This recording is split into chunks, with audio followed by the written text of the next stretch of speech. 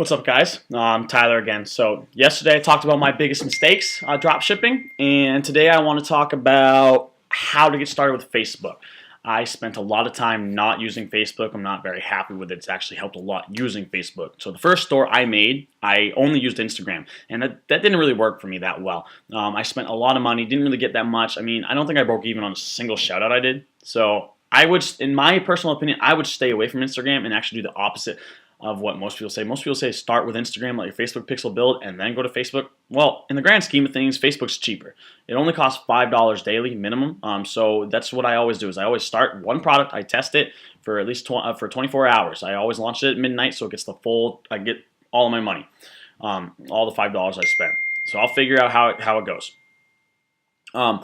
If it breaks even or goes positive, then I let it run for another day at 5, and then another day, and then another day. So I go 4 full days. If I get a sale every single day and it's positive or break even, absolute minimum break even, then I'm going to scale up. So after 4 days, I'll go up to 10, and I'll let it run for 2-3 days or so. Make sure it's still doing good. If it's still positive or break even, then I bump it up to 20. And I just repeat that cycle, then 40, then 80, then 160, and I just keep on going. The second that it stops profiting or goes even, I don't really want break even at that point. The only reason I would leave it if it's break even is if I'm getting a lot of traffic, and getting a lot of add to carts and a lot of emails. Then I'll let it run because my email list is building, which is great. But I like to scale and keep it positive. So the second it stops, then I'll bump it down one. And if it's positive again, I'll let it run until it's done. But the reason I like to start with Facebook is because, number one, like I said, you start at 5, and you know for a fact how you're doing money-wise. And you're still building your Facebook pixel. You can choose the audience you want. You can play around with it, critique it, figure out what audience works best. But Facebook will do that for you automatically. So it really, really works well. Okay, and then if the product doesn't work after 4 days doing $5, then I look for a new product and a new product until I find one that does, that I can scale. And once I can scale a product and my email list is building, my Facebook pixel is building, and I'm getting a lot of sales and a lot of traffic, then I know that product already sells. And quite frankly, I know what audience it sells to.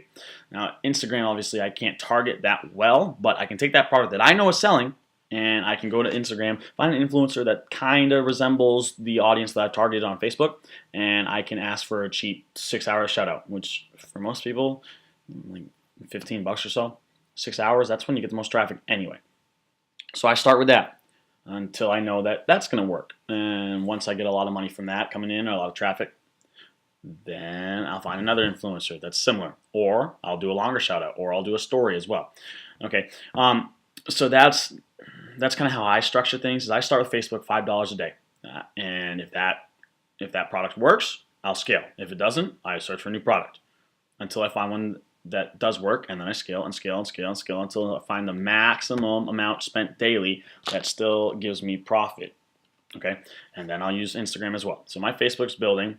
Even though I'm not using Instagram marketing yet, I have double tap running, so my engagement's going up. I'm always on my Instagram, building the following. So when the time comes that I do advertise on Instagram, my following is already pretty big. Hopefully, I mean, I think right now it's only like 2,000 followers, but I just started my Instagram account a little while ago, so not a big deal. It will grow. You have to remember, I just started in January too, so I'm right there with a lot of you beginning, but hoping to make a big 2018. And I think the way I'm going is going to work great. Facebook's really done a lot for me, and I haven't lost any money. The first store I launched back last year in May, I did lose a lot of money using Instagram because I was like, oh, this product's going to work great. Let me buy like five different shout outs on 5 different accounts. And well, I think I maybe broke even once. Facebook, you can't really, I mean, 4 days you spend $20.